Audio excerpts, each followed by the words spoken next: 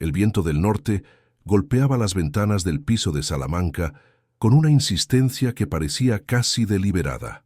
Era noviembre de 2023, y las calles empedradas de la ciudad universitaria brillaban bajo la lluvia fina que caía sin tregua. Doctor Eduardo Méndez, de 68 años, se sirvió otro whisky mientras miraba por la ventana hacia la Plaza Mayor. Sus manos temblaban ligeramente, no por la edad, sino por algo que llevaba décadas tratando de enterrar en lo más profundo de su memoria. El teléfono sonó. Eduardo dejó el vaso sobre la mesa y miró la pantalla. Número desconocido. Por un momento consideró no contestar, pero algo en su interior, ese instinto que los científicos desarrollan después de años de investigación, le dijo que esta llamada era importante. «Diga».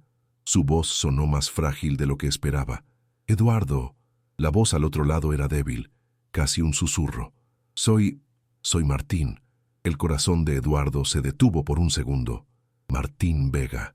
No había hablado con él en más de 40 años. No desde aquellos días en Canadá. «Martín, ¿qué? Escúchame bien porque no tengo mucho tiempo». La respiración de Martín era agitada como si hubiera estado corriendo. «Ana ha desaparecido. Hace 3 días. La policía dice que no hay signos de violencia, que simplemente se evaporó de su casa en San Sebastián. Pero Eduardo, encontraron algo». «¿Qué encontraron?» Un silencio pesado llenó la línea. Eduardo podía escuchar el pulso acelerado en sus propios oídos. Huellas, en el jardín trasero, huellas enormes, descalzas, como aquellas. El vaso de whisky resbaló de la mano de Eduardo y se estrelló contra el suelo de madera. El líquido ámbar se expandió como sangre oscura. No es posible. Eso fue hace 45 años. La criatura murió. ¿Estás seguro de eso, Eduardo? La voz de Martín temblaba. ¿Realmente viste el cuerpo? Porque yo no. Ninguno de nosotros lo vio. Solo nos dijeron que el experimento había terminado y nos enviaron de vuelta a casa con contratos de confidencialidad y amenazas veladas. Eduardo se dejó caer en el sofá, su mente viajando de vuelta a 1978, a aquel laboratorio militar escondido en las montañas del norte de Canadá. Recordaba el frío penetrante, las luces fluorescentes que nunca se apagaban y esos ojos, esos terribles ojos que lo miraban desde detrás de las barras de acero reforzado. «Necesito que vengas a Barcelona», continuó Martín. «Tengo documentos, fotos, cosas que guardé durante todos estos años. Hay más gente involucrada que tú y yo. Fuimos 7 en total en ese proyecto. Ana era la 6ª. Ahora solo quedamos 2. ¿2? Pero éramos... Tomás murió hace 6 meses. Ataque al corazón, dijeron. Pero su hija me llamó la semana pasada. Dijo que antes de morir, su padre estuvo hablando de sombras en el jardín, de pasos que retumbaban por la noche. Los vecinos encontraron huellas gigantes en la tierra alrededor de su casa en Zaragoza. Eduardo sintió cómo el aire se escapaba de sus pulmones. Durante décadas había logrado convencerse de que aquello había sido solo un mal sueño, un capítulo oscuro de su juventud que podía dejar atrás.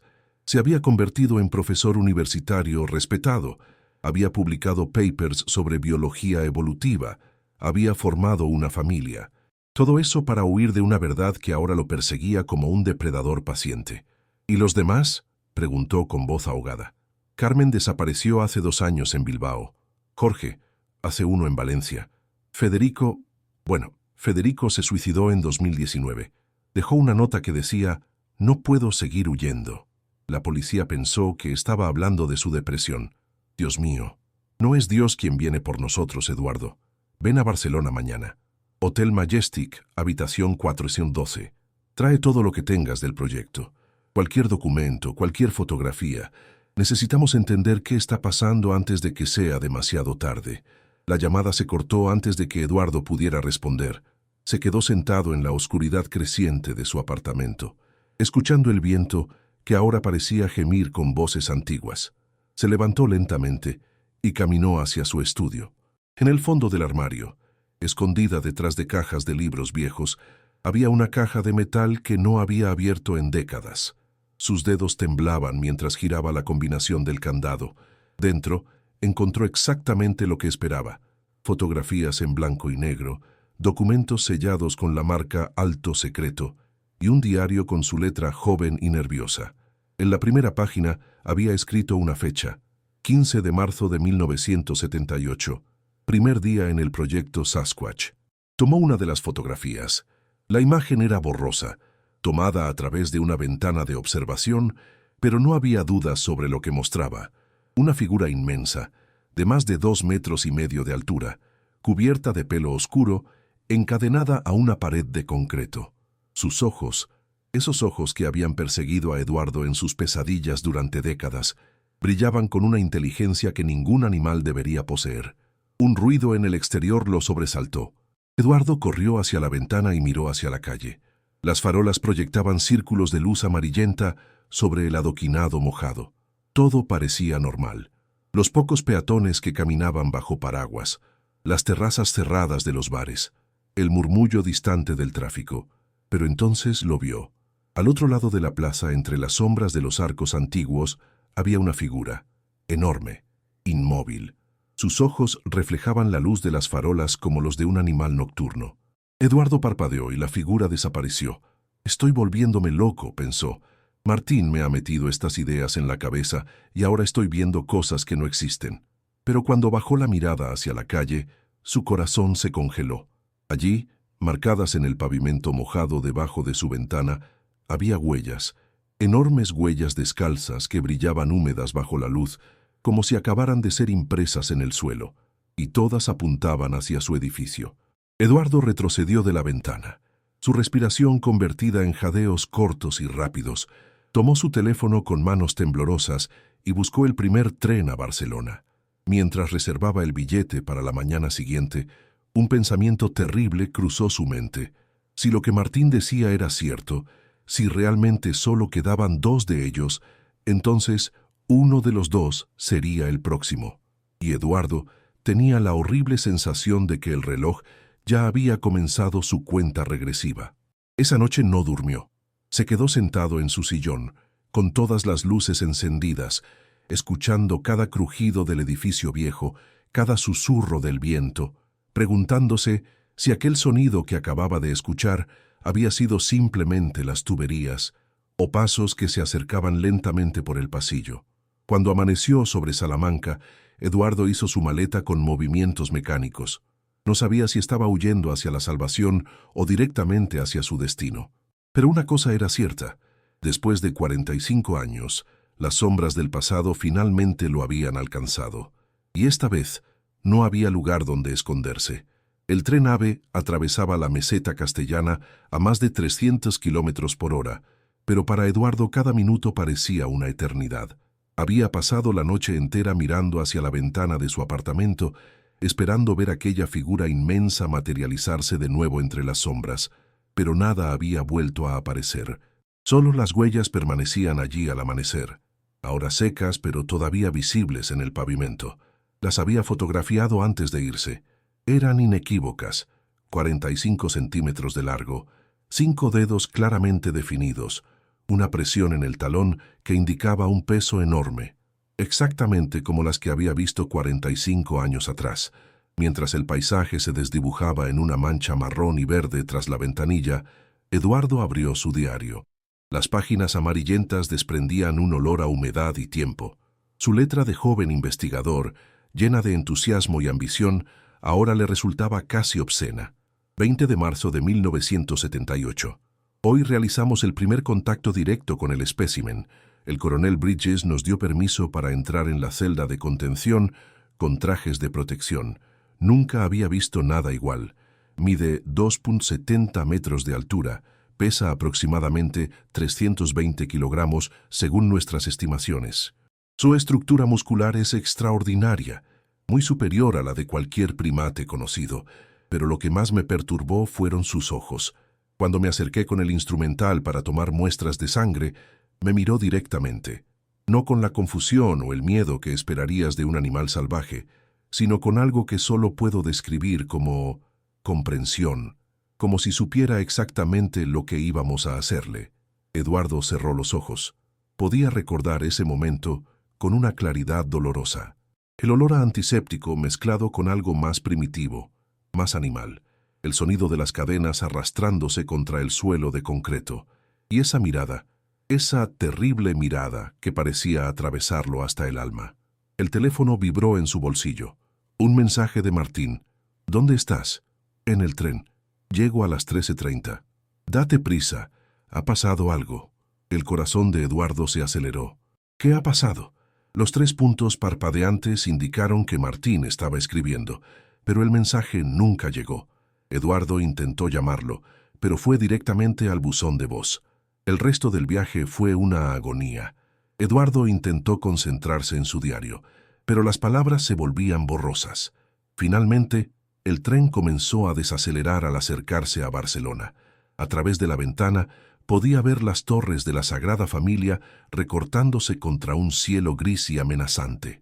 Barcelona siempre le había parecido una ciudad vibrante y llena de vida, pero hoy todo le parecía siniestro. Las sombras entre los edificios parecían más profundas, las calles más estrechas, como si la ciudad misma se estuviera cerrando sobre él. Tomó un taxi directamente al Hotel Majestic en Paseo de Gracia. Era un edificio elegante y antiguo, con fachada modernista y porteros uniformados. El tipo de lugar donde un científico jubilado con una pensión decente podría permitirse pasar unos días. En la recepción, Eduardo preguntó por la habitación 412. «Ah, sí», dijo la recepcionista, una mujer joven con el pelo recogido en un moño impecable. «El señor Vega, pero hay un problema». «¿Qué tipo de problema?» Esta mañana, el servicio de limpieza reportó que el señor no respondía a las llamadas a la puerta. El gerente tuvo que abrir con la llave maestra. La habitación estaba vacía, pero, bueno, era extraño. ¿Extraño cómo? La recepcionista bajó la voz, mirando nerviosamente a su alrededor. La cama no había sido usada. La maleta del señor estaba abierta, como si hubiera sido revuelta, y la ventana del cuarto piso estaba completamente abierta. Pero no hay balcón, ¿entiende? Solo un saliente de unos 20 centímetros. Imposible salir por ahí sin caerse. Eduardo sintió cómo la sangre abandonaba su rostro. ¿Llamaron a la policía? Sí, están arriba ahora mismo. El gerente pensó que tal vez el señor había, ya sabe, suicidio. Eso era lo que pensaban. Eduardo conocía ese patrón. Federico también había saltado de un edificio. Solo que en su caso habían encontrado el cuerpo. «Necesito subir», dijo Eduardo. «Lo siento, señor, pero la policía ha acordonado la habitación. No puedo». Eduardo no la escuchaba ya. Se dirigió hacia las escaleras, su maleta olvidada en el suelo del vestíbulo. Subió los 4 pisos con una energía que no sabía que todavía poseía, impulsado por la adrenalina y el terror. En el pasillo del 4º piso, 2 agentes de los mozos de escuadra montaban guardia frente a una puerta abierta. Dentro, Eduardo podía ver a un detective tomando fotografías. «No puede estar aquí, señor», dijo uno de los agentes, bloqueándole el paso. «Era mi amigo». Eduardo jadeaba por el esfuerzo de la subida. «Martín Vega. Él me llamó anoche. Me pidió que viniera». El detective salió de la habitación, un hombre de unos 50 años con el pelo gris cortado militar y ojos cansados que habían visto demasiado. «Inspector Carles Bonet», preguntó extendiendo una mano. «¿Usted es...?» «Eduardo Méndez. Era colega de Martín. ¿Qué ha pasado?» Bonet estudió a Eduardo por un momento, como si estuviera evaluando cuánta información compartir. «Eso es lo que estamos intentando determinar. El señor Vega hizo el check-in ayer por la tarde. Pidió que no lo molestaran. El personal de recepción dice que no salió en toda la noche, pero esta mañana simplemente no estaba». «La ventana». Eduardo señaló hacia el interior de la habitación. «Dijeron que estaba abierta». «Sí, completamente abierta. Y hay algo más que debería ver». Bonet lo condujo al interior de la habitación. Era una habitación estándar de hotel. Cama doble con sábanas blancas, escritorio de madera oscura, televisor en la pared. Pero todo había sido alterado. Los cajones del escritorio estaban abiertos, papeles esparcidos por el suelo. La maleta de Martín había sido volcada sobre la cama, su contenido revuelto como si alguien hubiera estado buscando algo desesperadamente. Pero lo que realmente llamó la atención de Eduardo fueron las marcas en la pared junto a la ventana, arañazos profundos en el yeso, 3 líneas paralelas que bajaban desde el marco de la ventana hasta el suelo. como si algo con garras enormes se hubiera aferrado a la pared. «Parece que hubo una lucha», dijo Bonet, «pero no hay sangre, no hay señales de que el señor Vega resultara herido. Y hay otra cosa». El inspector condujo a Eduardo hacia la ventana. Señaló hacia el marco de metal. «¿Ve esto?». Eduardo se inclinó para mirar más de cerca. El marco estaba doblado hacia afuera, las bisagras arrancadas parcialmente de la pared. La fuerza necesaria para hacer eso. «Imposible que un humano hiciera esto», murmuró Eduardo. «Exactamente». Bonet lo observaba atentamente. «Así que, doctor Méndez, tal vez quiera contarme qué está pasando realmente aquí, porque esto no es un suicidio común y usted no parece sorprendido por lo que está viendo». Eduardo se apartó de la ventana, su mente corriendo. ¿Cuánto podía decirle a este hombre? ¿Cómo explicar algo que él mismo apenas podía comprender? Antes de que pudiera responder, su teléfono sonó. Lo sacó con manos temblorosas. Era un número que no reconocía, pero con un código de área de San Sebastián. «Diga, doctor Méndez». La voz era de una mujer joven, temblorosa. «Soy Clara Sánchez. Era la asistente de la doctora Ana Ruiz. Ana, la sexta científica en desaparecer. Dígame. Necesito hablar con usted. Encontré algo en el despacho de la doctora. Documentos sobre un proyecto de 1978 en Canadá. Su nombre está en ellos, y el del doctor Vega.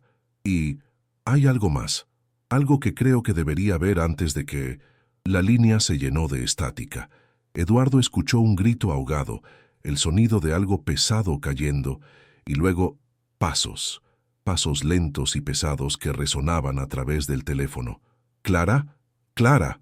La llamada se cortó. Eduardo miró a Bonet, que había escuchado toda la conversación con creciente alarma. «Necesitamos ir a San Sebastián», dijo Eduardo. «Ahora mismo.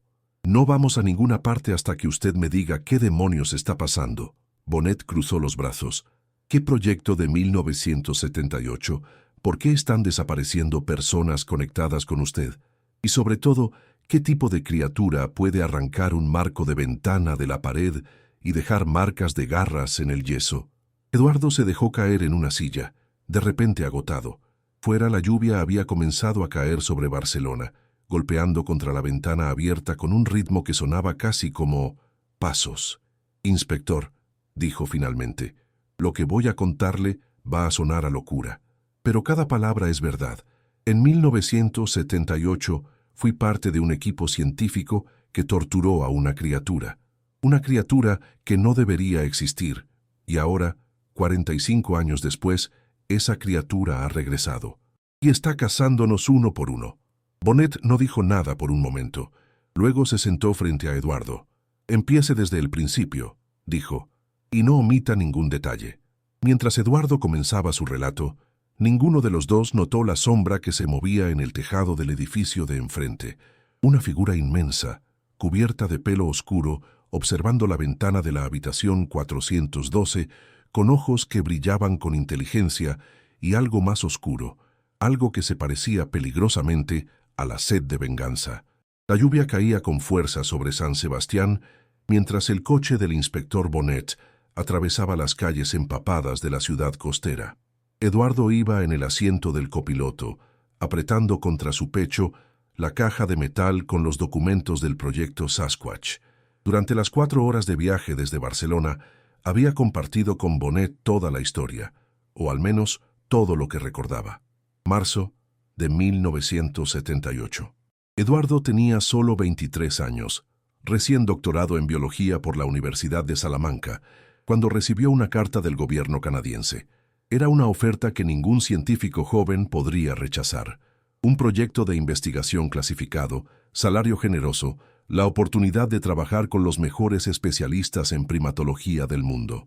Lo que no le dijeron en la carta era que estarían trabajando con un espécimen vivo. «Nos reunimos en una base militar a 200 kilómetros al norte de Vancouver».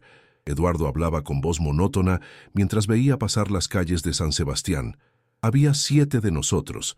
Yo, Martín Vega, Ana Ruiz, Carmen Ortega, Jorge Delgado, Federico Ramos y Tomás Herranz.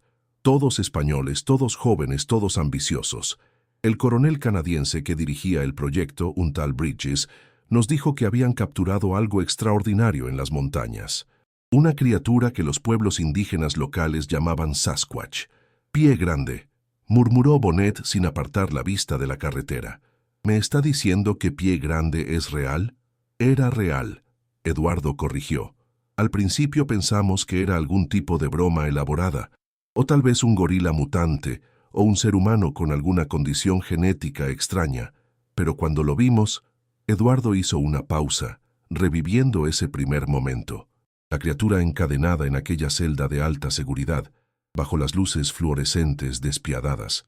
La forma en que su pelo oscuro se erizaba cuando alguien se acercaba. La inteligencia en sus ojos. Era diferente a cualquier cosa que hubiera visto. Bípedo perfecto. Manos casi humanas, pero más grandes, más fuertes. Su estructura craneal era una mezcla imposible entre humano y simio. Bridges nos dijo que nuestro trabajo era determinar qué era exactamente. Si era una especie desconocida, un eslabón perdido o algo más. ¿Y qué determinaron? Nunca llegamos a una conclusión. Eduardo tragó saliva, porque después de 3 meses, algo salió mal. El GPS indicó que habían llegado a su destino, la Universidad del País Vasco, donde Ana Ruiz había sido profesora de antropología hasta su desaparición 3 días atrás. El edificio era moderno, con grandes ventanales que daban a los jardines ahora empapados por la lluvia. El despacho de Ana estaba en el 3er piso. La policía local había precintado la puerta con cinta amarilla, pero Bonnet mostró su identificación a la gente que montaba guardia y ambos entraron. El despacho era espacioso y luminoso, con estanterías llenas de libros sobre antropología y evolución humana. El escritorio de Ana estaba cubierto de papeles y fotografías, pero lo que inmediatamente llamó la atención de Eduardo fue la pared del fondo. Toda la pared había sido convertida en un mural obsesivo. Fotografías, recortes de periódicos, mapas, notas escritas a mano con marcador rojo, todo conectado con líneas de hilo rojo como en las películas de detectives. Pero no era ficción. Era la investigación privada de Ana sobre el proyecto Sasquatch. En el centro del mural había una fotografía grande que Eduardo reconoció inmediatamente. Los 7 científicos posando frente a la instalación militar en 1978. Jóvenes, sonrientes, sin idea de lo que iba a pasar. Ana había dibujado una X roja sobre cada rostro. Todas las X estaban fechadas. Carmen Ortega, X roja, 2021, Bilbao, Jorge Delgado, X roja, 2022, Valencia, Federico Ramos, X roja, 2019, Madrid, suicidio, Tomás Herranz, X roja, 2023, Zaragoza, Ana Ruiz, X roja, 2023, San Sebastián, Martín Vega, X roja, 2023, Barcelona. Solo quedaba un rostro sin marcar, el de Eduardo Méndez. Dios mío, susurró Eduardo. Ella lo sabía. Sabía que nos estaba casando. Bonnet se acercó al mural estudiando las notas de Ana. Aquí hay algo. Señaló una serie de coordenadas GPS escritas con letra temblorosa. 122.6930 ¿Le suena familiar? Eduardo sacó su teléfono y las introdujo en Google Maps. La pantalla mostró una ubicación remota en las montañas de British Columbia, Canadá, a unos 200 kilómetros al norte de Vancouver. Es la instalación. Eduardo sintió cómo se le erizaba el vello de la nuca. El lugar donde hicimos los experimentos. En la pared, Ana había pegado una impresión de Google Earth de esas coordenadas. La imagen satelital mostraba un claro en el bosque donde todavía se podían ver los restos de estructuras militares abandonadas, casi completamente devoradas por la vegetación. Pero había algo más. Ana había dibujado círculos rojos alrededor de lo que parecían ser caminos o senderos que salían del claro, adentrándose profundamente en el bosque circundante. Al lado de uno de los círculos había escrito una nota: Cuevas, sistema extenso, hogar original. ¿Qué pasó en esa instalación, doctor Méndez?, preguntó Bonnet. ¿Qué hicieron exactamente? Eduardo cerró los ojos. Las memorias lo inundaron como un río contaminado. Los experimentos comenzaron de forma relativamente benigna. Comenzó. Muestras de sangre, análisis de ADN, mediciones físicas, pero el coronel Bridges tenía prisa. El gobierno canadiense y sus socios estadounidenses querían respuestas rápidas. Querían saber si la criatura podía ser utilizada. ¿Utilizada cómo? Como arma o como soldado. Su fuerza era extraordinaria. Podía levantar pesos que 3 hombres juntos no podrían mover. Su resistencia al frío y al dolor era casi sobrenatural. Bridges pensó que si podían entender su fisiología, tal vez podrían replicarla. Crear supersoldados.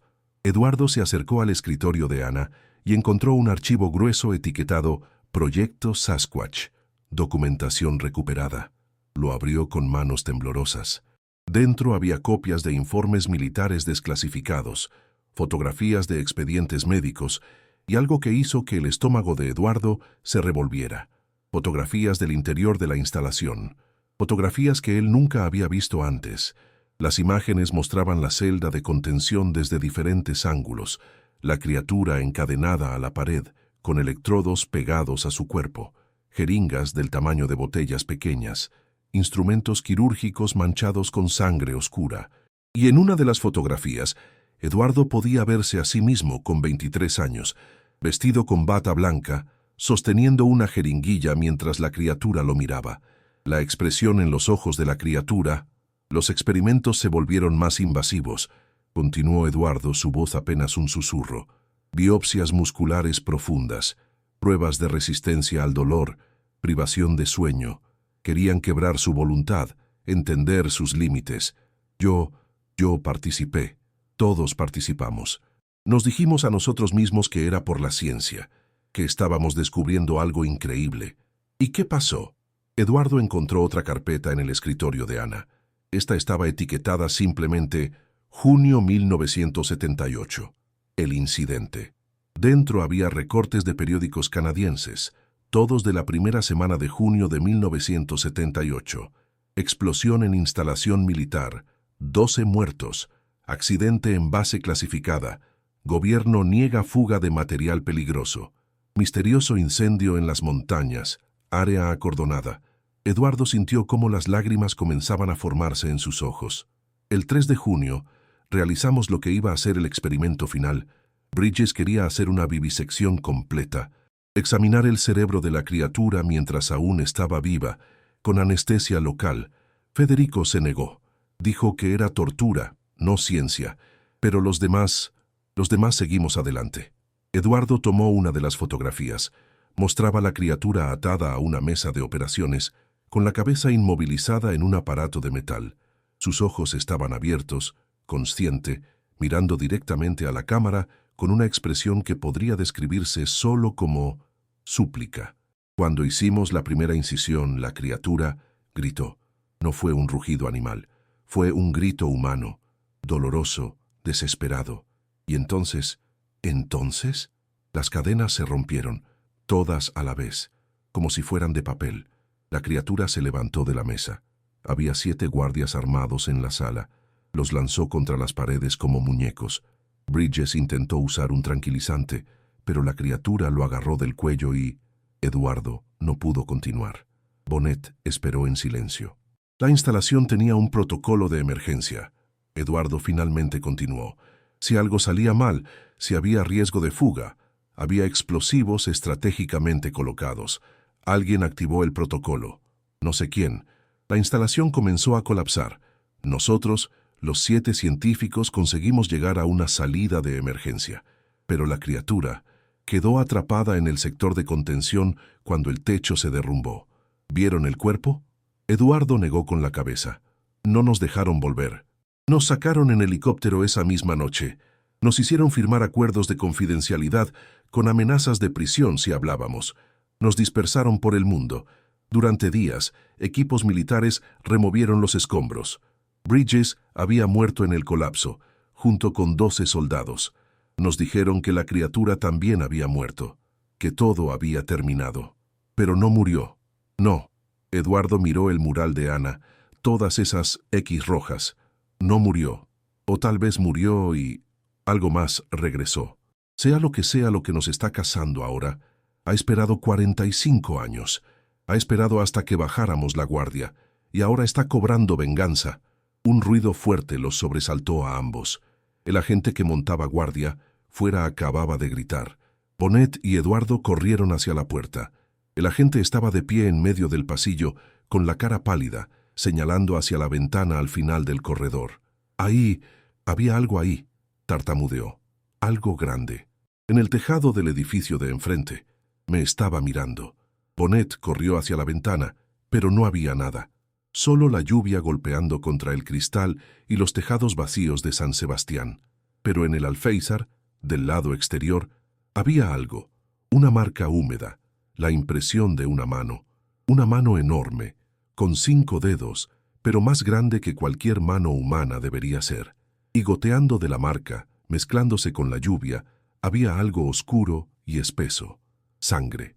Eduardo se acercó al cristal y miró hacia abajo.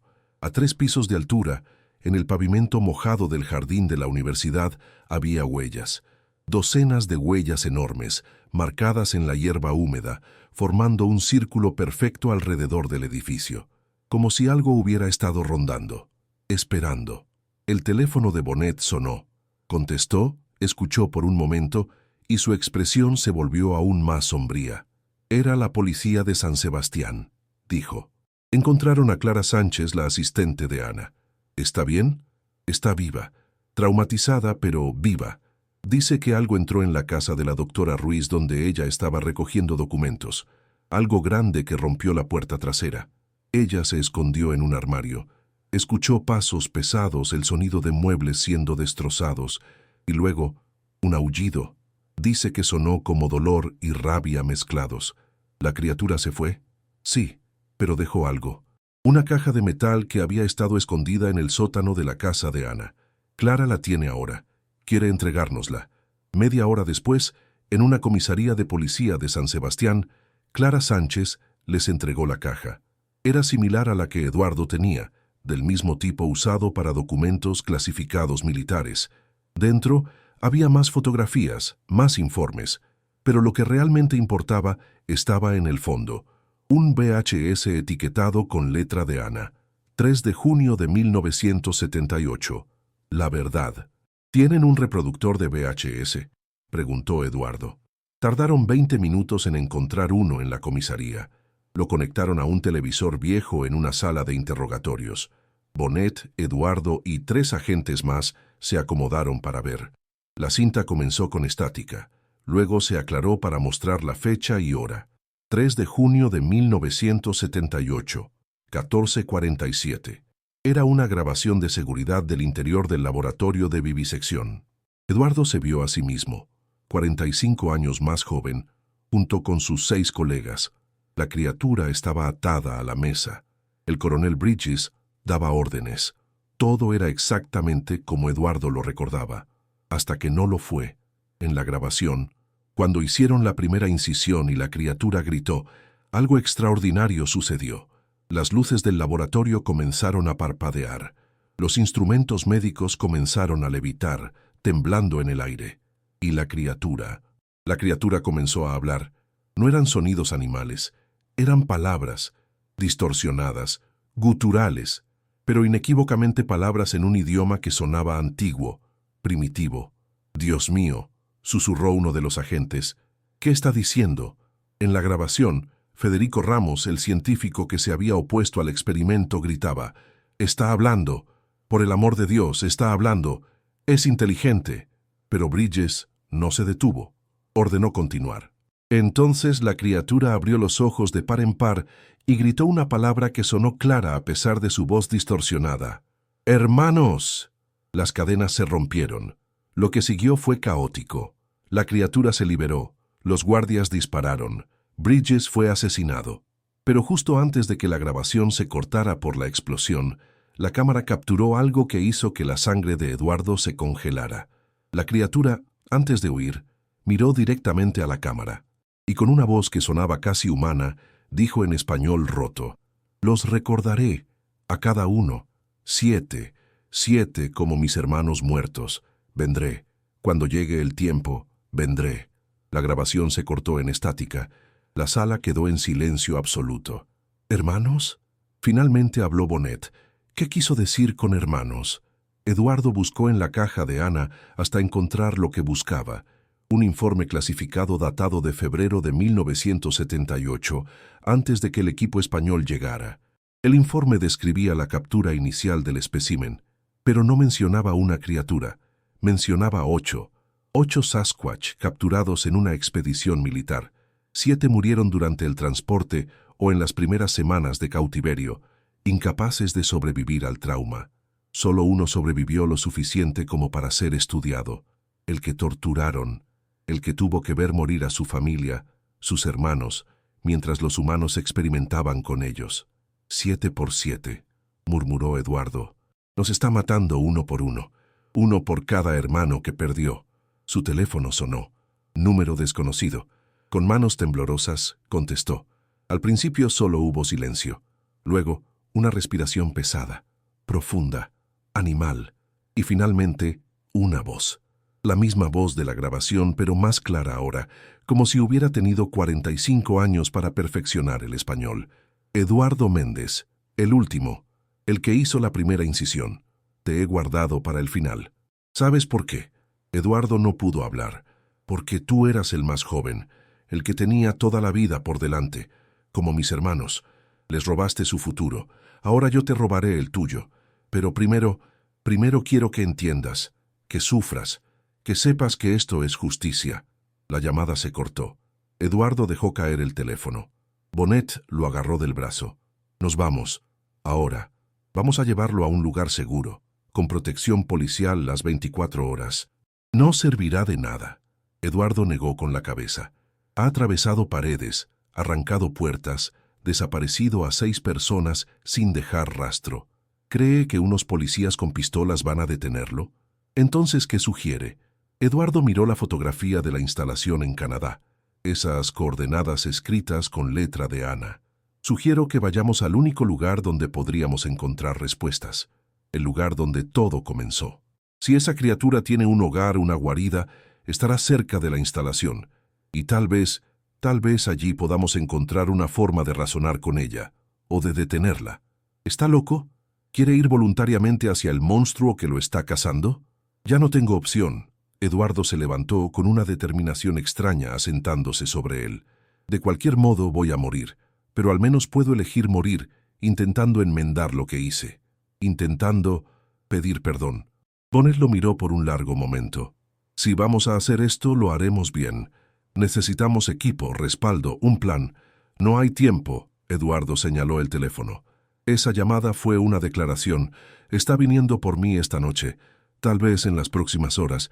Nuestra única ventaja es que todavía no sabe que conocemos la ubicación de la instalación. Si salimos ahora, si llegamos allí primero.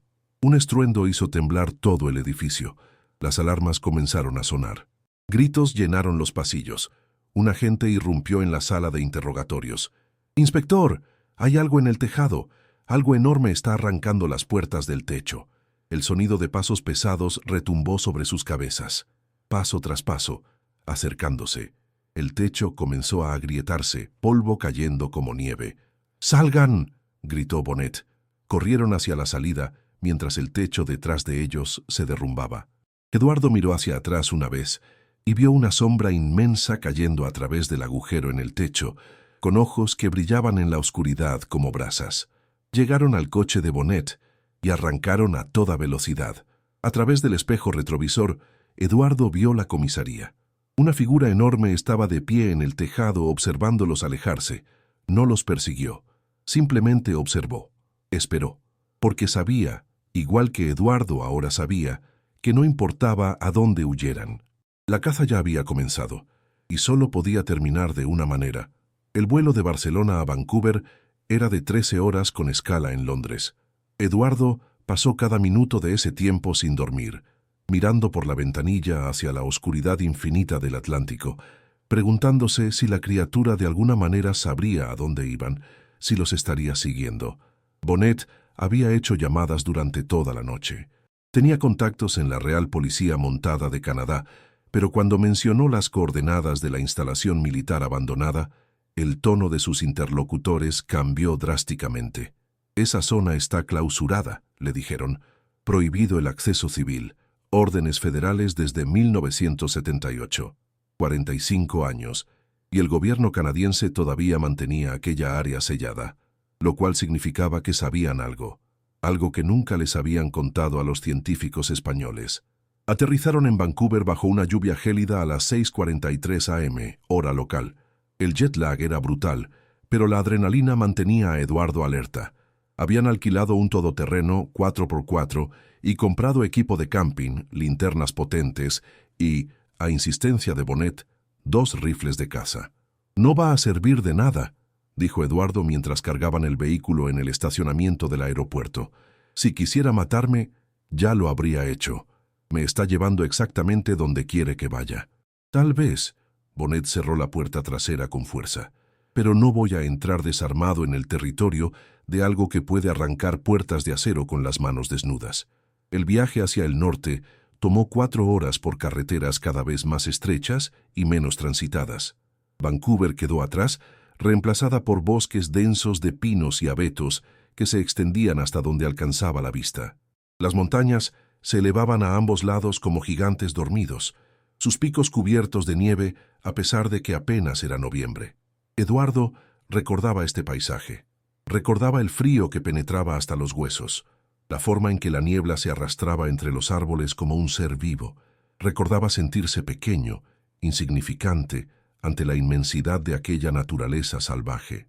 El GPS les indicó que abandonaran la carretera principal y tomaran un camino de tierra que apenas era visible entre la vegetación. Un cartel oxidado, medio caído, advertía: «Propiedad federal, prohibido el paso, transgresores serán procesados». «Última oportunidad para cambiar de opinión», dijo Bonnet deteniéndose frente al cartel. Eduardo negó con la cabeza y señaló hacia adelante. El camino era apenas transitable. Ramas bajas arañaban los lados del vehículo mientras avanzaban lentamente. A medida que ascendían, la temperatura bajaba y pronto comenzó a caer una nieve ligera que se mezclaba con la lluvia. Después de 2 kilómetros de ascenso tortuoso, llegaron a una barrera. Una cadena gruesa atravesada entre 2 postes de concreto con otro cartel más nuevo: «Zona peligrosa. Estructuras inestables. Acceso restringido». Bajaron del vehículo. El silencio del bosque era absoluto, opresivo. Ni pájaros ni insectos, ni el susurro del viento. Solo el sonido de la nieve cayendo suavemente sobre las hojas. «Algo no está bien aquí», murmuró Bonnet, la mano instintivamente yendo hacia el rifle que llevaba colgado al hombro. Eduardo lo sintió también. Era como si el bosque estuviera conteniendo la respiración, esperando. Cortaron la cadena con una sierra que habían traído y continuaron a pie. El GPS indicaba que la instalación estaba a solo 1 kilómetro al norte. Cargaron las mochilas con equipo y comenzaron la caminata. El terreno era irregular, lleno de raíces y rocas cubiertas de musgo resbaladizo. Eduardo, a sus 68 años, jadeaba por el esfuerzo, pero no se detuvo. Cada paso lo acercaba más al lugar donde había cometido el peor error de su vida. Después de 40 minutos de marcha, el bosque se abrió súbitamente, y allí estaba. La instalación era apenas reconocible después de 4 décadas de abandono. La vegetación había reclamado casi todo. Enredaderas gruesas como cuerdas marinas cubrían lo que quedaba de los edificios de concreto. Los tejados habían colapsado, las ventanas estaban rotas, y árboles jóvenes crecían directamente a través de las grietas en las paredes, pero la estructura básica todavía era visible. 3 edificios principales formando una U alrededor de un patio central. Eduardo reconoció cada uno. El edificio administrativo a la izquierda, los barracones a la derecha y al fondo estaba el laboratorio, el lugar donde todo había sucedido. «Dios mío», susurró Eduardo, las lágrimas comenzando a formarse en sus ojos. Es como si el tiempo se hubiera detenido, pero no se había detenido. El tiempo había continuado, dejando que la naturaleza borrara lentamente las cicatrices que los humanos habían dejado. Excepto que algunas cicatrices nunca se borran completamente. Mientras se acercaban al patio central, Bonnet se detuvo bruscamente. «Mire», señaló hacia el suelo. Huellas, docenas, tal vez cientos de huellas preservadas en el barro y la nieve, todas enormes, todas descalzas, todas convergiendo hacia el edificio del laboratorio. Ha estado aquí. Eduardo se arrodilló para examinar una de las huellas más frescas. Recientemente. Estas son de hace pocas horas. Siguieron las huellas hasta la entrada del laboratorio. La puerta de acero había sido arrancada de sus bisagras hacía mucho tiempo. El interior era un caos de escombros, vegetación y escombros de equipamiento oxidado. Eduardo encendió su linterna. El haz de luz iluminó el pasillo principal. Reconoció cada giro, cada puerta. Sus pies lo llevaban automáticamente, guiado por memorias que había intentado enterrar durante décadas. Llegaron a lo que había sido la sala de observación. El cristal antibalas estaba hecho añicos, pero el marco todavía estaba allí. A través de él podían ver la celda de contención, o lo que quedaba de ella. Las paredes de concreto reforzado estaban cubiertas de algo. Eduardo se acercó, extendiendo una mano temblorosa. Marcas, miles de marcas arañadas en el concreto, líneas, símbolos, algo que parecía casi escritura. «¿Qué es esto?», preguntó Bonnet, alumbrando las paredes con su linterna. Eduardo siguió las marcas con los dedos. Algunas eran profundas, arañadas con tanta fuerza que habían penetrado centímetros en el concreto. Debió haber tomado años, décadas. «Está contando». Eduardo apenas podía hablar. «Mira, estos grupos de 5 líneas. Está contando los días, los años. 45 años de marcas. Dios mío, nunca se fue. Ha estado viviendo aquí todo este tiempo». En el centro de la pared del fondo había algo diferente. Un dibujo elaborado, hecho con algo oscuro que Eduardo prefería no identificar. Mostraba 8 figuras, 7 pequeñas, acostadas, inmóviles, y una grande de pie, con las manos levantadas hacia el cielo. Debajo del dibujo, en un español tosco pero comprensible, estaba escrito: «Mis hermanos duermen. Yo recuerdo, yo espero, ahora viene justicia». «Necesitamos salir de aquí», dijo Bonnet con la voz tensa. «Esto fue un error. Deberíamos...» Un sonido los interrumpió. Un ruido profundo, resonante, que parecía venir de las profundidades de la tierra. No era un rugido. Era algo más complejo, casi como canto. «Viene de abajo». Eduardo apuntó su linterna hacia el suelo. «Debe haber un nivel subterráneo. Nunca lo mencionaron en los planos que nos mostraron. Encontraron la entrada en lo que había sido la sala de cirugía, una trampilla de metal medio oculta por escombros». Bonnet la abrió con esfuerzo, revelando una escalera que descendía hacia la oscuridad. «Absolutamente no», dijo Bonnet. «No voy a bajar ahí». «Yo sí». Eduardo ya estaba bajando el primer escalón. «He venido hasta aquí. No voy a retroceder ahora». Bonnet maldijo en catalán, pero lo siguió. La escalera bajaba unos 20 metros. El aire se volvía más frío y húmedo con cada paso. Al final, llegaron a un túnel excavado en la roca sólida. No era artificial, era natural, una cueva que los militares habían descubierto y conectado con la instalación. El túnel se abría a una caverna enorme. Las linternas apenas podían iluminar sus dimensiones. El techo se perdía en la oscuridad y el suelo estaba cubierto de algo suave. Eduardo se agachó para examinarlo. Era pelo, capas y capas de pelo oscuro, acumuladas durante años, creando una especie de nido gigantesco. Y en el centro de la caverna había algo que hizo que el corazón de Eduardo se detuviera. 7 montículos de piedra, cada uno del tamaño de un humano adulto. Tumbas. Tumbas elaboradas, con piedras cuidadosamente apiladas, cada una adornada con símbolos tallados y lo que parecían ser ofrendas. Huesos de animales, plumas, cristales de cuarzo. La criatura había enterrado a sus hermanos. Les había construido monumentos. Había pasado 45 años en esta caverna, junto a sus muertos, alimentando su dolor y su rabia. «Eduardo», la voz de Bonnet sonaba extrañamente distante. «Hay algo más aquí». En la pared del fondo de la caverna, iluminada por un rayo de luz natural que se filtraba desde alguna grieta en lo alto, había pinturas. Pinturas rupestres, pero no antiguas. Recientes. Mostraban una historia. La primera pintura mostraba 8 figuras en un bosque, viviendo en armonía, cazando, jugando, durmiendo bajo las estrellas. La segunda mostraba humanos llegando, con armas y redes. La tercera mostraba jaulas, dolor, muerte. La cuarta mostraba una figura sola, encadenada, siendo torturada. La quinta mostraba fuego, destrucción, escape. Y la sexta mostraba esa figura solitaria, año tras año, en la oscuridad de la caverna junto a las tumbas de sus hermanos, contando, esperando, planeando. La última pintura aún estaba incompleta. Mostraba 7 figuras humanas, claramente dibujadas para parecerse a los científicos. 6 estaban tachadas con líneas rojas. Una permanecía sin marcar, la de Eduardo. «Está contando su historia», dijo Eduardo, las lágrimas corriendo libremente por sus mejillas ahora. Necesitaba que alguien supiera, que alguien entendiera lo que le hicimos, lo que perdió. Un ruido detrás de ellos los hizo girar bruscamente. Las linternas iluminaron la entrada del túnel, y allí, bloqueando su única salida, estaba la criatura. Era incluso más grande de lo que Eduardo recordaba.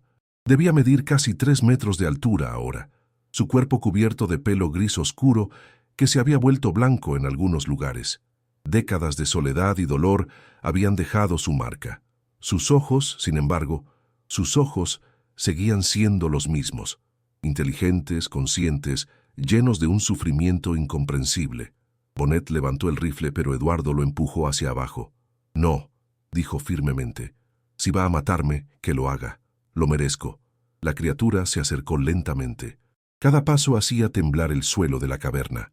Se detuvo a solo 2 metros de Eduardo, tan cerca que éste podía sentir el calor de su cuerpo, oler el olor a tierra y bosque que emanaba de él.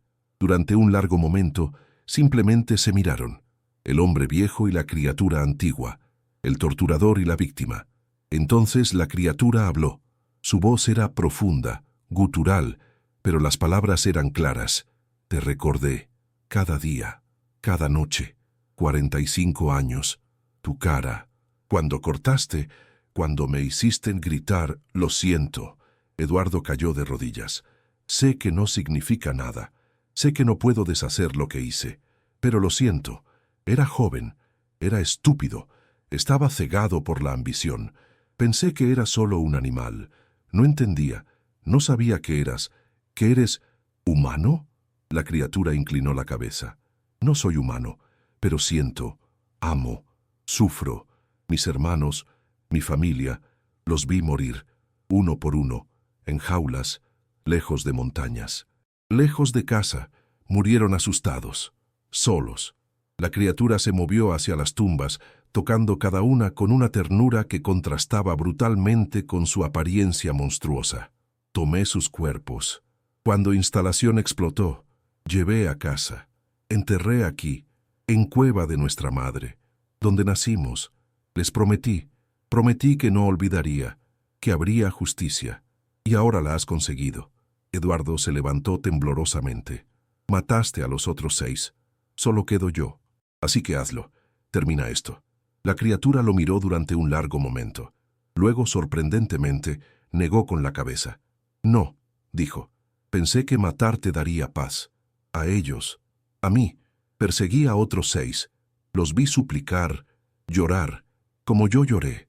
Sentí satisfacción, por momento. Luego nada. Vacío más grande. Venganza no trae a hermanos de vuelta. No hace dolor menos». Se sentó pesadamente junto a las tumbas, de repente pareciendo más cansado que amenazante. 45 años solo, en oscuridad, esperando, planeando, y ahora, terminado, y todavía solo. Todavía duele. Eduardo se acercó lentamente.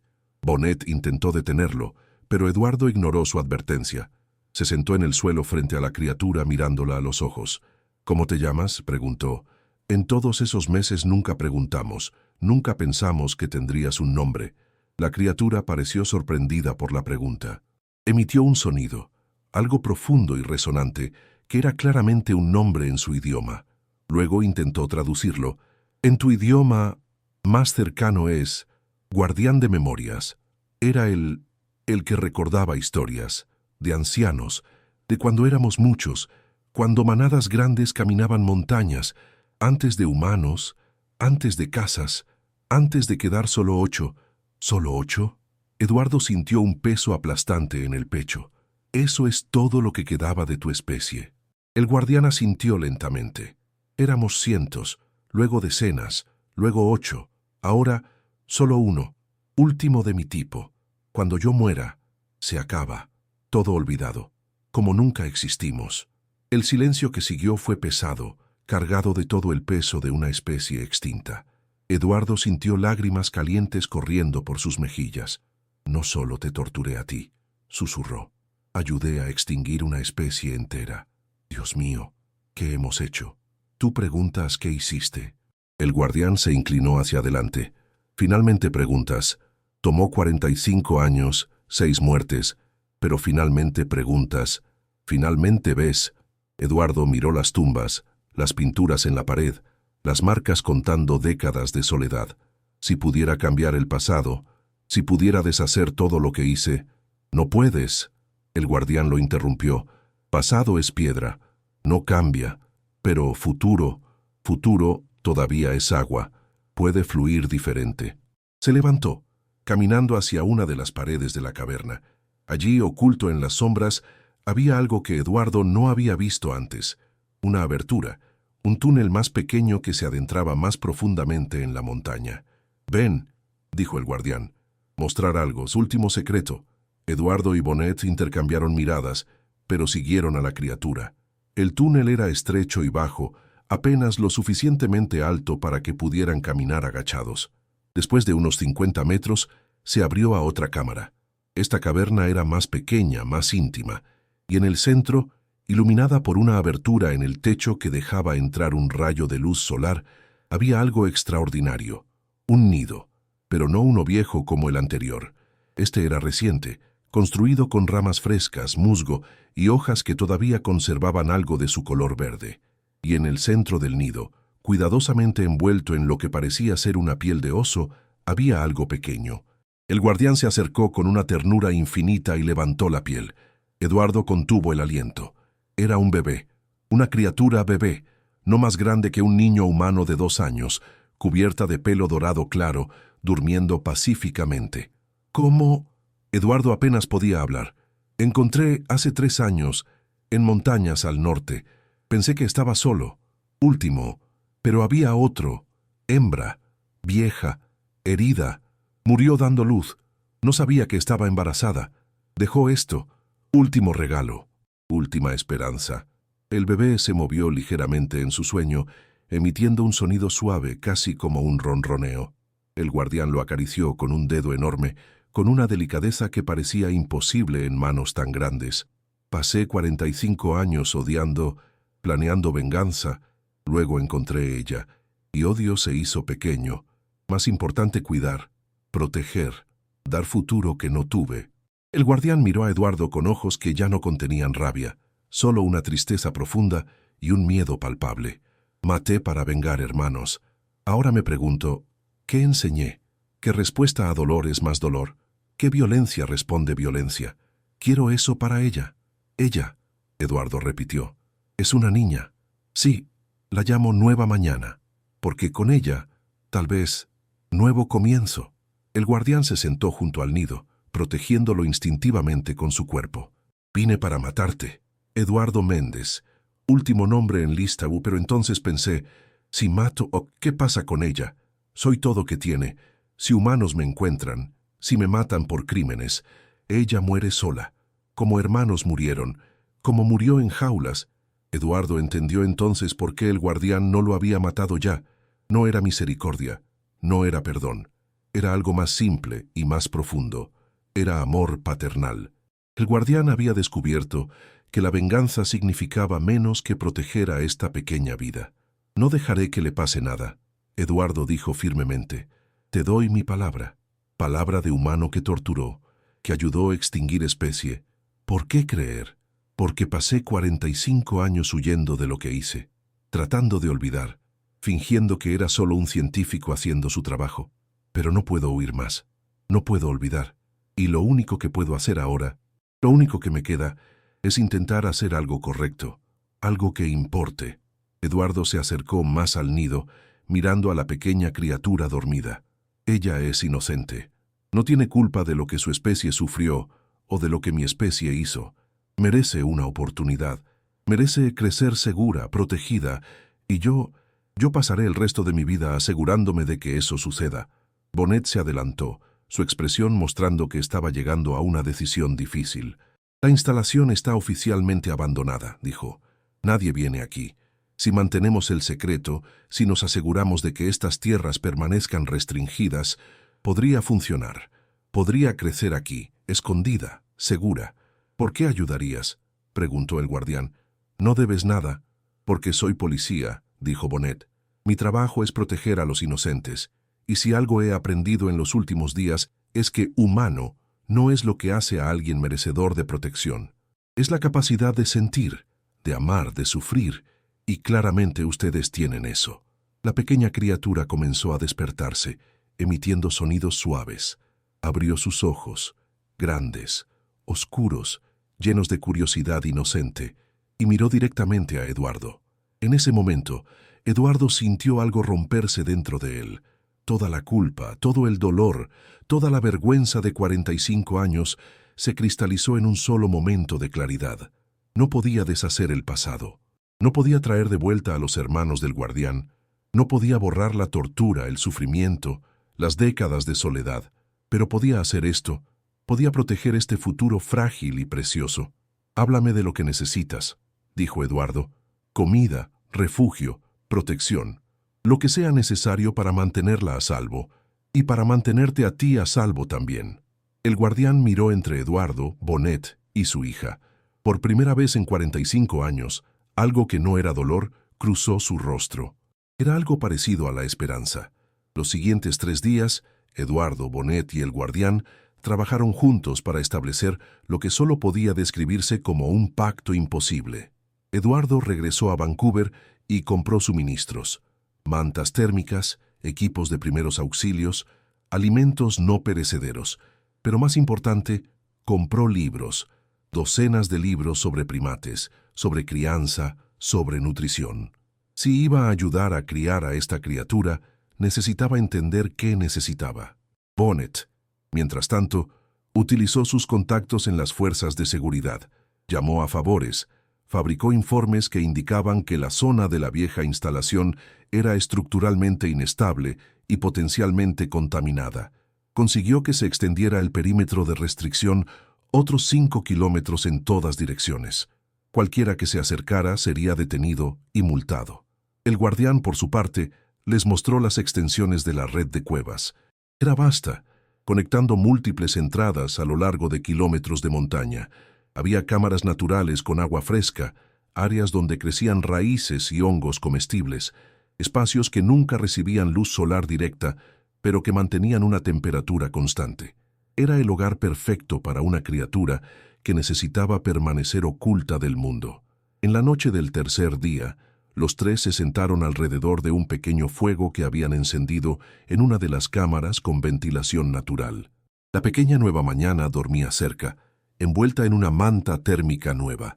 Su respiración era profunda y tranquila, ocasionalmente interrumpida por pequeños sonidos que sonaban inquietantemente similares a los que hacen los bebés humanos. «Necesito preguntarte algo», dijo Eduardo mirando al guardián a través de las llamas. «Los otros 6 científicos, ¿realmente los mataste?». El guardián no respondió inmediatamente. Cuando finalmente lo hizo, su voz era baja, cargada de algo que podría haber sido remordimiento. «Tomás Herranz, ataque corazón fue real, pero yo causé, lo seguí por semanas, aparecí en ventanas, dejé huellas, quería que supiera que venía, que recordara». Su corazón no aguantó miedo. «Dios mío», murmuró Eduardo. «Jorge Delgado. Lo tomé de casa en Valencia. Llevé a Bosque en montañas. Le pregunté si recordaba a mis hermanos, si recordaba hacerlos gritar. Dijo que solo hacía trabajo, que no era personal. Lo dejé en Bosque, solo, sin comida, sin agua, como mis hermanos murieron, solos, asustados». Bonnet se tensó, pero no interrumpió. «Carmen Ortega. Ella era diferente. Cuando llegué a Bilbao, ella me esperaba. Había dejado ventana abierta. Cuando entré, estaba sentada, tranquila. Dijo que sabía que vendría, que esperaba este día por años. Dijo que lo sentía, que pesadilla de lo que hicimos nunca la dejó. El guardián hizo una pausa mirando al fuego. Le pregunté por qué no paró experimentos. Si sentía culpa. Dijo que era cobarde, que tenía miedo de Coronel Bridges, de perder trabajo, de ser castigada. Lloró. Me pidió perdonar. Le dije que no podía, pero tampoco pude matarla. La dejé ir. Ella desapareció por cuenta propia.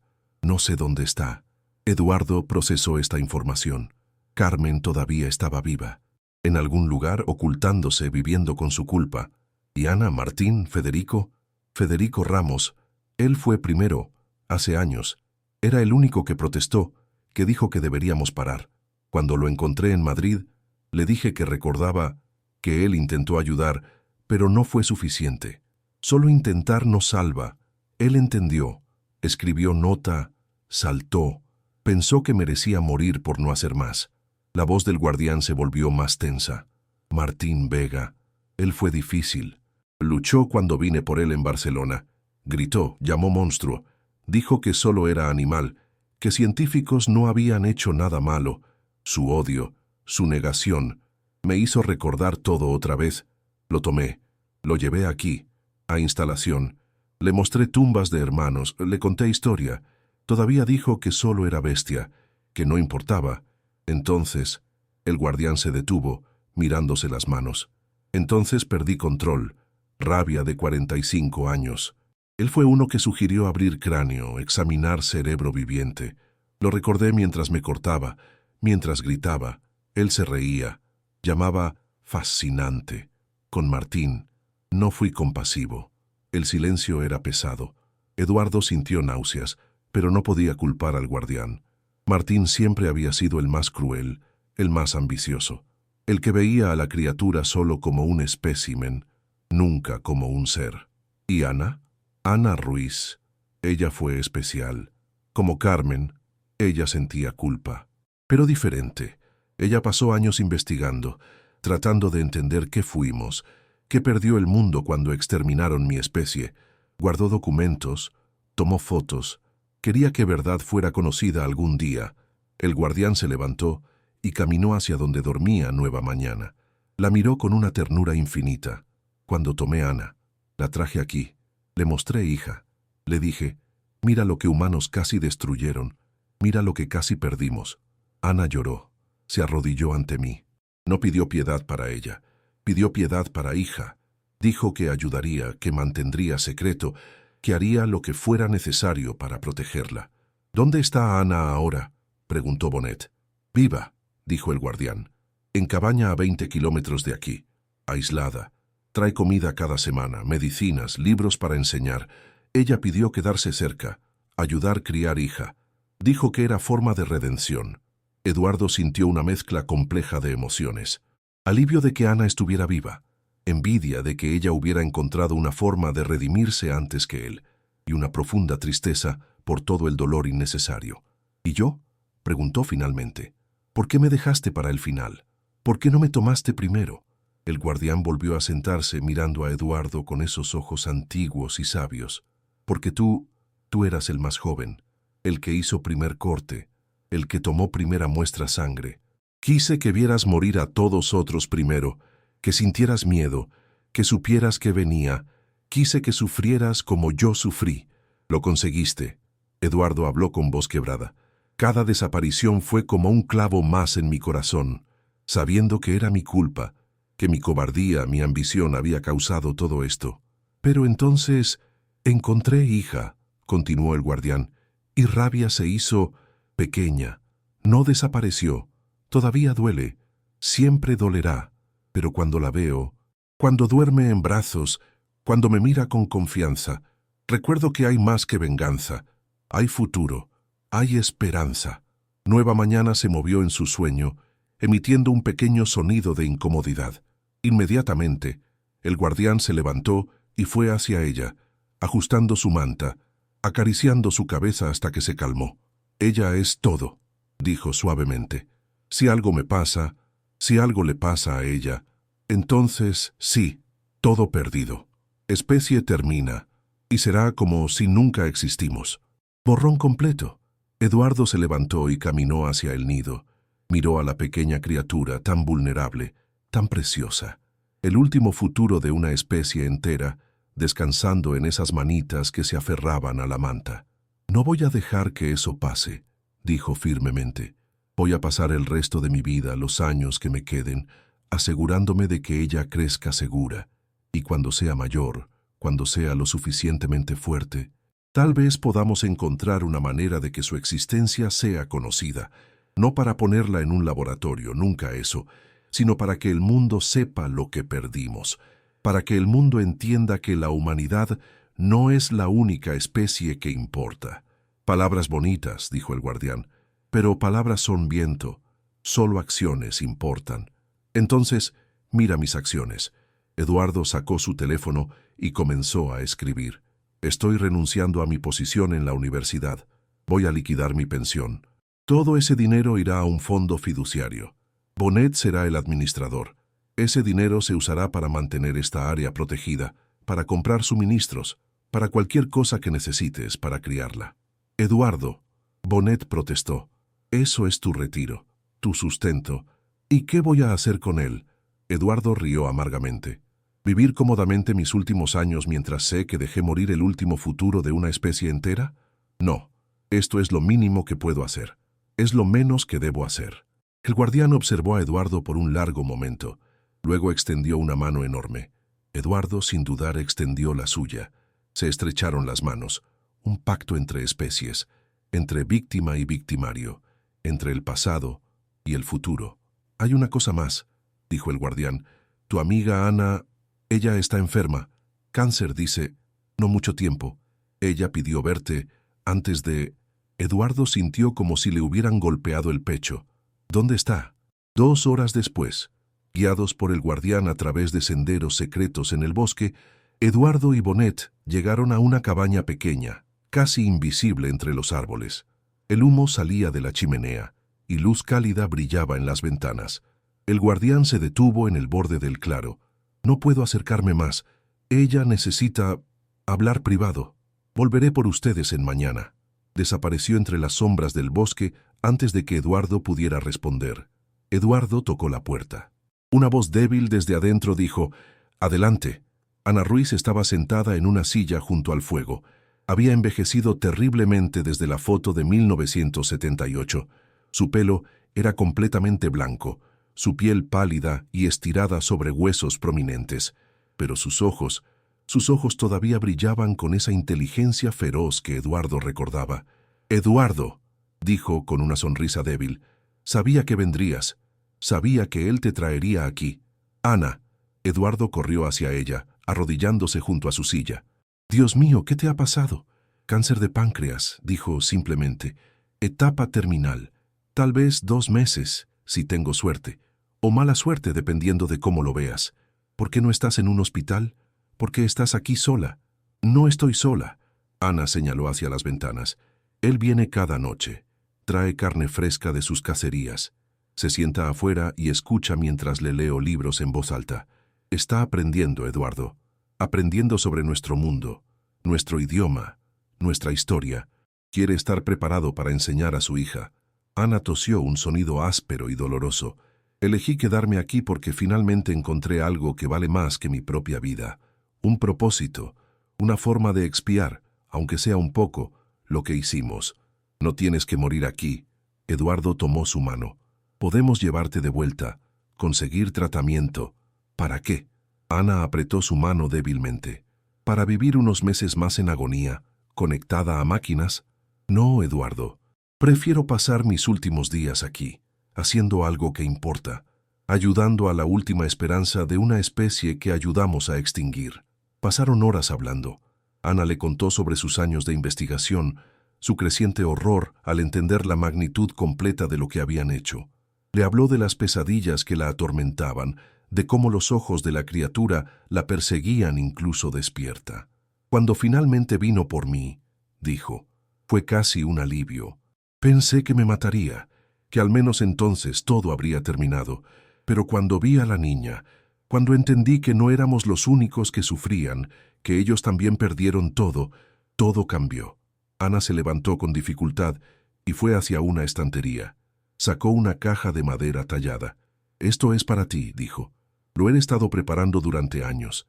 Dentro de la caja había documentos cuidadosamente organizados.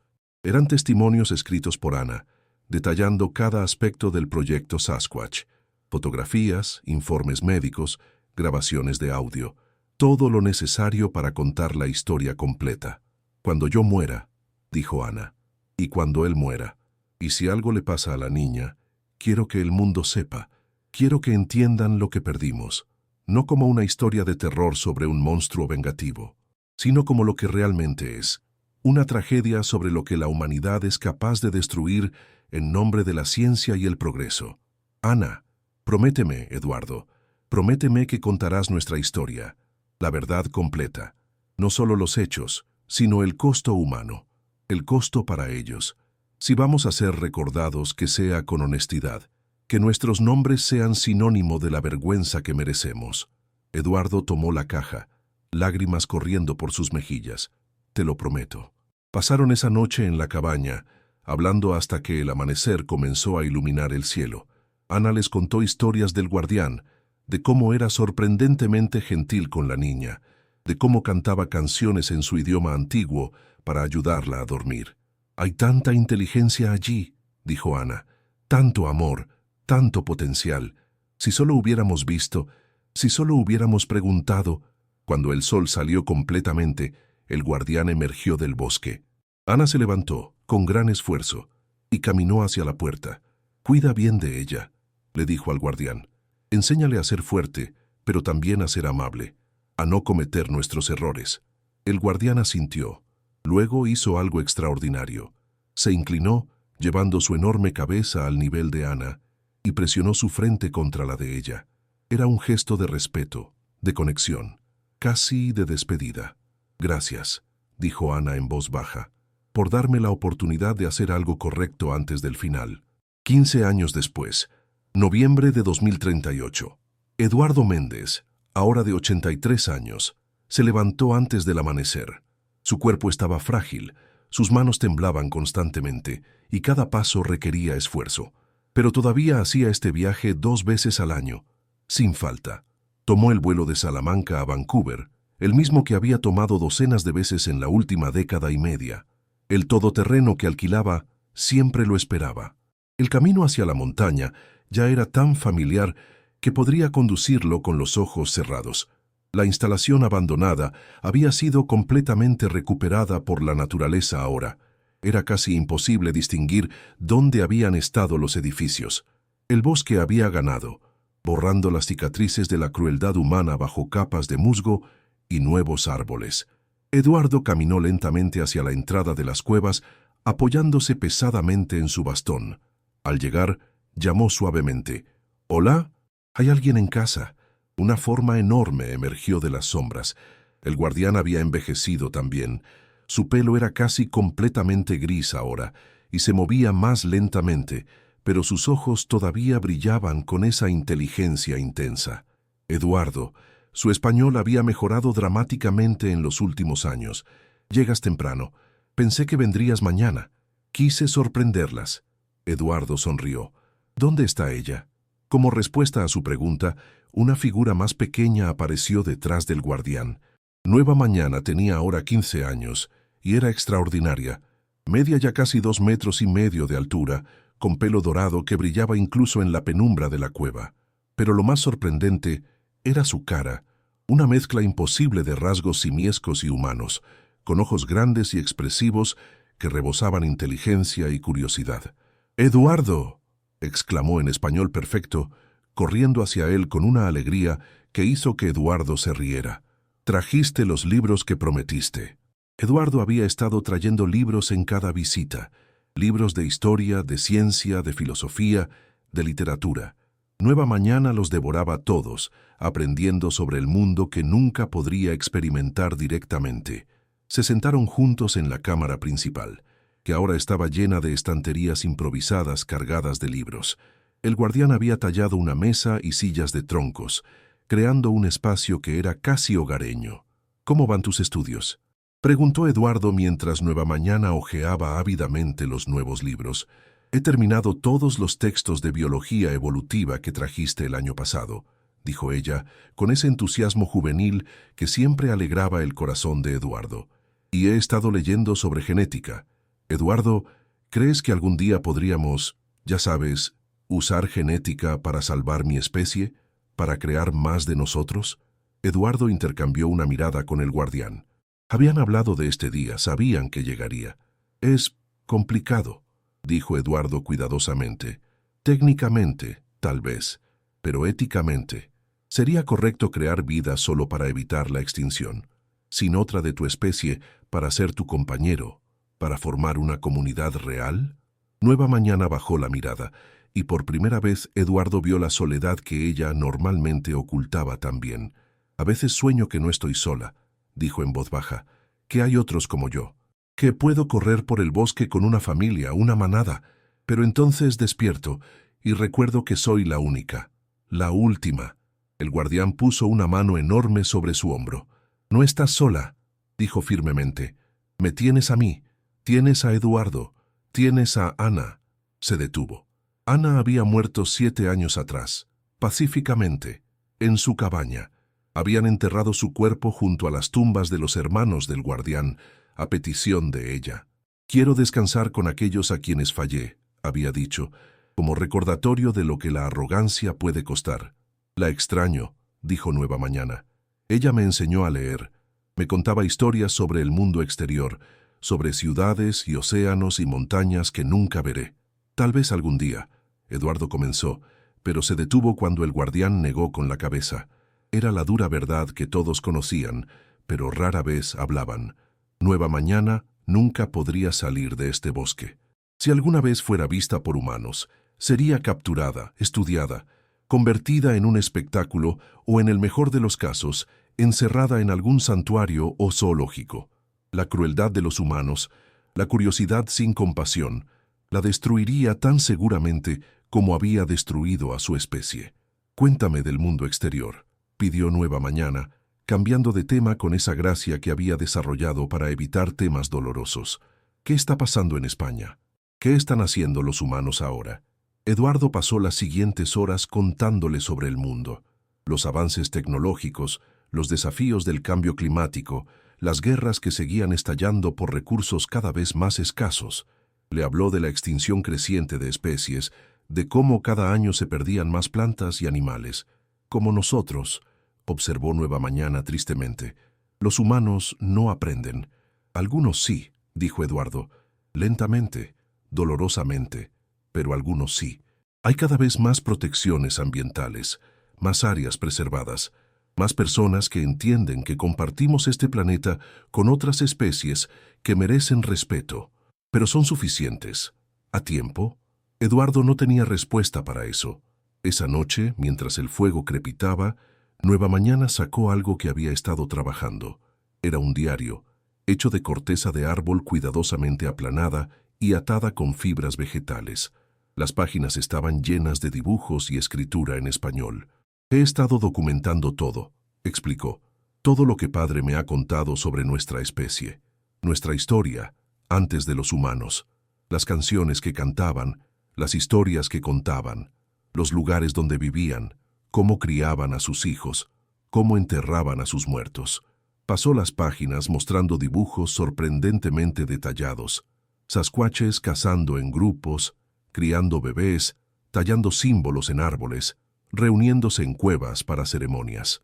Si soy la última, dijo, al menos quiero que haya un registro, que alguien sepa que existimos, no solo como criaturas que los humanos cazaron, sino como un pueblo con cultura, con lenguaje, con amor. Eduardo sintió lágrimas en sus ojos.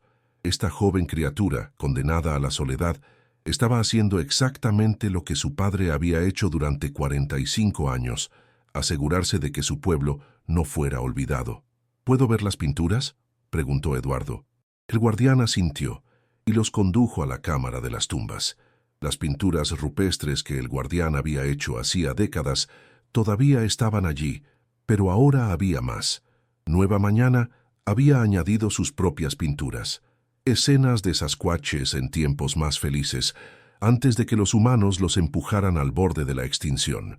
Pero lo que realmente capturó la atención de Eduardo fue una pintura nueva, claramente hecha por Nueva Mañana recientemente. Mostraba una figura de Sasquatch de pie en la cima de una montaña, mirando hacia un amanecer brillante. Era hermosa, llena de esperanza a pesar de la soledad. «Es como me imagino a veces», dijo Nueva Mañana, parada en la cima del mundo, mirando hacia un futuro que no existe. «Pero incluso si no hay futuro para mi especie, todavía puedo apreciar la belleza del amanecer. Todavía puedo encontrar alegría en existir, aunque sea brevemente en el gran esquema del tiempo». Eduardo puso una mano sobre su hombro peludo, conmovido más allá de las palabras. A la mañana siguiente, Eduardo se preparó para partir. Cada despedida se volvía más difícil, consciente de que a sus 83 años, cada visita podría ser la última. «¿Volverás en primavera?», preguntó Nueva Mañana. «Si mi viejo cuerpo me lo permite». Eduardo sonrió. «Traeré más libros, tal vez algunos sobre arte esta vez. Creo que tienes talento natural». «Eduardo», el guardián lo llamó mientras comenzaba a alejarse, «hay algo que necesito decirte». Se apartaron un poco, donde Nueva Mañana no pudiera escuchar. «Estoy muriendo», dijo el guardián simplemente. «No rápido, pero lo siento. El corazón se cansa. Los huesos duelen todo el tiempo. Tal vez 2 años, tal vez 5, pero no mucho más». Eduardo sintió como si el suelo se moviera bajo sus pies. «¿Y Nueva Mañana?» «Eso es lo que me preocupa». El guardián miró hacia donde su hija examinaba las nuevas plantas que habían crecido cerca de la entrada de la cueva. «Ella puede cazar, puede sobrevivir. La he enseñado todo lo que sé, pero la soledad la matará más seguramente que cualquier hambre o frío. Ya veo signos. Habla sola a veces, crea amigos imaginarios en su mente. ¿Qué podemos hacer?» «No lo sé», admitió el guardián. «Por eso te lo digo. Cuando yo me vaya, ella necesitará algo». «¿Alguien? No puedo pedirte que vengas más seguido, sé que tu edad...» «Vendré tan a menudo como pueda», Eduardo interrumpió. «Y Bonet también. Y tal vez sea tiempo de considerar otras opciones». «¿Qué opciones?» «La tecnología ha avanzado. Hay cámaras, internet, comunicación por video. Tal vez podríamos instalar algo aquí, discretamente, permitirle comunicarse con el mundo exterior sin ser vista, darle algo de contacto humano regular, además de nuestras visitas». El guardián consideró esto. «¿Sería seguro?» «Haríamos que fuera seguro», prometió Eduardo. «Hablaré con Bonet. Él conoce gente en tecnología que entiende la necesidad de discreción. Tal vez podamos darle a Nueva Mañana una ventana al mundo, incluso si nunca puede salir realmente a él». El guardián asintió lentamente. «Ella merece más de lo que le puedo dar», dijo. «Merece amigos, experiencias, una vida, no solo supervivencia en una cueva». «Hemos hecho lo mejor que pudimos». Eduardo puso una mano en el brazo del guardián. «Dadas las circunstancias, dadas las limitaciones, le hemos dado amor, educación, seguridad. Eso es más de lo que su especie tuvo en sus últimos años». Se abrazaron entonces, el humano anciano y el Sasquatch moribundo, 2 individuos unidos por la culpa, la redención y un amor compartido por la joven criatura que representaba tanto esperanza como tragedia. 5 años después, 2043, Eduardo Méndez murió pacíficamente en su sueño a los 88 años, en su apartamento en Salamanca. Junto a su cama estaba la caja de metal que había guardado durante 65 años, ahora mucho más llena. Junto a los documentos originales del proyecto Sasquatch, había añadido sus propios diarios, detallando cada visita a Nueva Mañana, cada conversación con el guardián, cada momento de su larga búsqueda de redención. En su testamento, dejó instrucciones claras. Los documentos debían ser entregados al inspector Carles Bonet, ahora retirado, con instrucciones específicas sobre cuándo y cómo revelar la verdad. Bonet cumplió sus obligaciones meticulosamente. Durante los siguientes 2 años, visitó a Nueva Mañana cada mes llevando suministros y noticias del mundo exterior. Le instaló un sistema de comunicación satelital discreto, permitiéndole acceder a Internet y comunicarse con un pequeño círculo de confianza que Bonet había establecido. Académicos, conservacionistas, personas que podrían guardar el secreto, pero ofrecer compañía y conocimiento. El guardián murió en 2045, como había predicho. Murió en su sueño, junto a las tumbas de sus hermanos, con Nueva Mañana sosteniéndole la mano. Ella lo enterró allí también, tallando símbolos elaborados en piedra para marcar su tumba, cantando las canciones antiguas que él le había enseñado.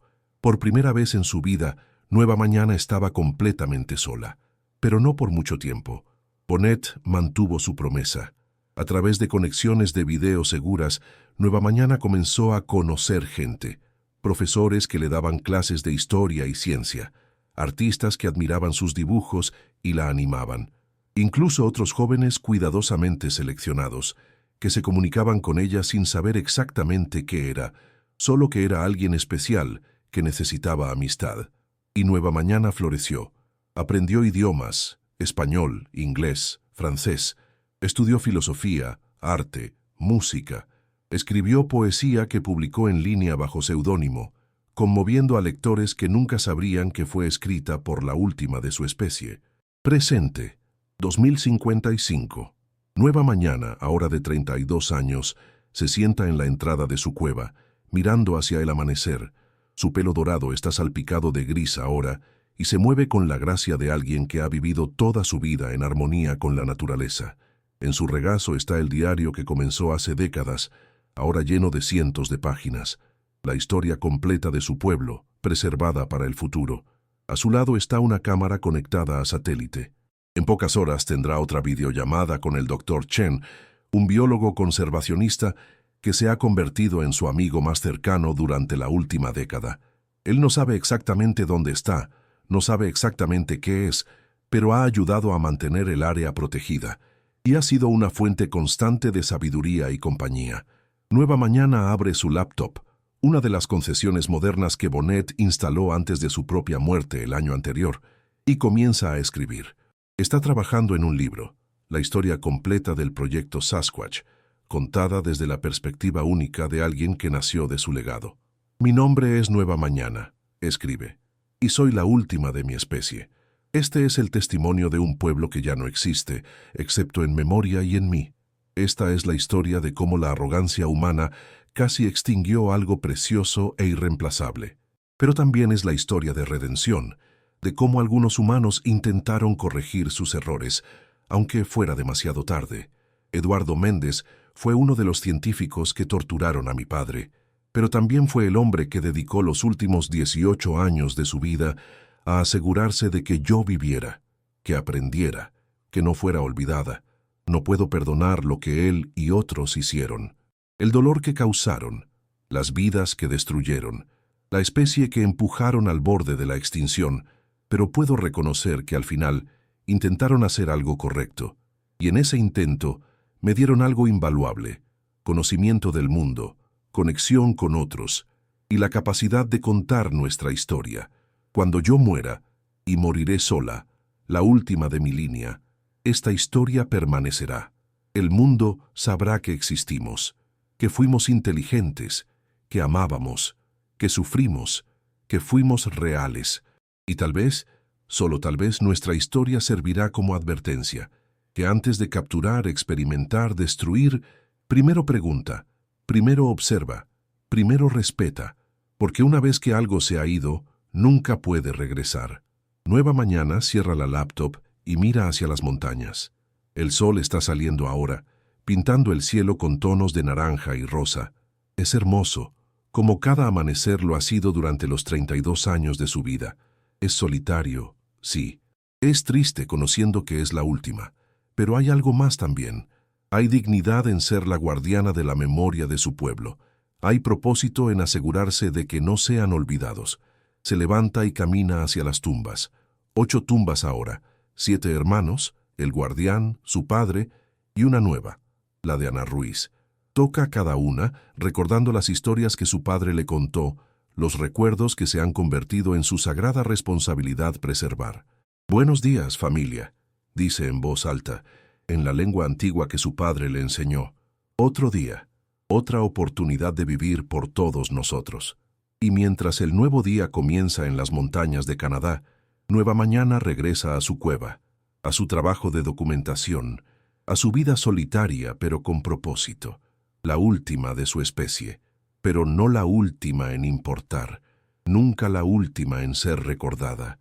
El libro Nueva Mañana, el último testimonio, fue publicado póstumamente en 2078, 20 años después de la muerte de su autora. Su publicación causó una conmoción mundial. Los gobiernos canadiense y estadounidense finalmente admitieron la existencia del proyecto Sasquatch, desclasificando miles de documentos. Las coordenadas de las cuevas fueron mantenidas en secreto a petición de Nueva Mañana en su testamento, para preservar el lugar de descanso de su familia. El área fue declarada Monumento Nacional Protegido, aunque pocos saben por qué. Los nombres de Eduardo Méndez y sus colegas son ahora conocidos mundialmente, no con honor, sino con la vergüenza que él quiso que llevaran. Universidades de todo el mundo usan su historia como ejemplo de lo que nunca debe repetirse en nombre de la ciencia. Pero también se recuerda a Eduardo como alguien que, enfrentado con las consecuencias de sus acciones, pasó el resto de su vida intentando hacer lo correcto. No borró su culpa, pero mostró que incluso aquellos que han causado gran daño pueden elegir un camino diferente. La historia del Guardián y Nueva Mañana se ha convertido en un símbolo de conservación en todo el mundo. ¿Qué más hemos perdido?, preguntan los conservacionistas. ¿Cuántas otras especies inteligentes hemos extinguido sin siquiera saber que existieron? En un pequeño jardín en Salamanca hay un monumento, una escultura de dos figuras tomadas de la mano, una humana y una que es decididamente no humana. La placa lee: en memoria de aquellos que perdimos y aquellos que intentaron corregir sus errores, que nunca olvidemos el costo de nuestra arrogancia, ni perdamos la esperanza en nuestra capacidad para cambiar. Y en algún lugar de las montañas de Canadá, en una cueva que pocos conocen y nadie puede encontrar, las pinturas permanecen en las paredes, historias de un pueblo que ya no existe, preservadas para siempre en piedra y pigmento. La última mañana ha pasado, pero la memoria permanece, siempre.